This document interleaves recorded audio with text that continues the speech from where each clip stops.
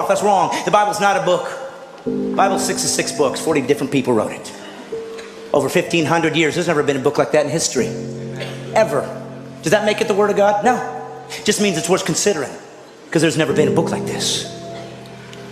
Gives you some reason to consider it over the others. Well, how about history?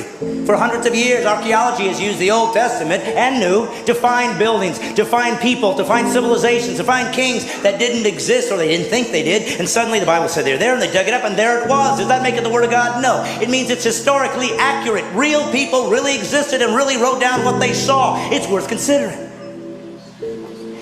And then they said, we're going to have God show up. And lots of people said that. Lots of religions say it. Don't worry, we'll prove it as a rational God would do.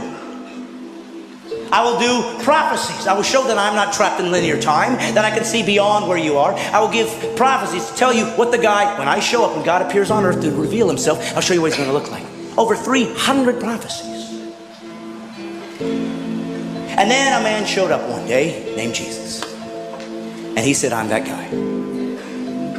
And he fulfilled all 300 prophecies. That's impossible. People could say, well, yes, they just wrote it afterwards and filled it all in. But we know that the first Greek translation of the Old Testament was done 250 years before Jesus was born.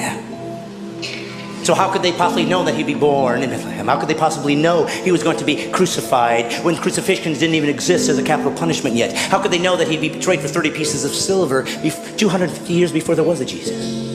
Does it make it the Word of God? No, but it's starting to get close. And then Jesus said he would fulfill these things and did miraculous things to prove I'm not just a guy talking like everybody else. Look what I've done. And some people believed and some didn't. That's how humans are. And then he said this, I'm going to prove it to you. I'm going to die. And I'm going to come back to life. Nobody's ever done that. And he died. And all those who were with him 3 years ran in fear, as would all of us.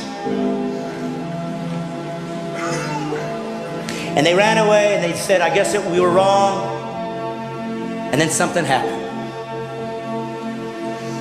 Something happened that made all these guys come back and be willing to be martyred for this belief system, except for one. Of course, John was sent off, but everybody died a martyr's death. What was it for? Because they thought they were going to get rich? There was no riches here.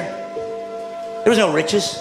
The Roman government hated them. They wanted them destroyed. They'd use them as people that could be eaten alive by animals for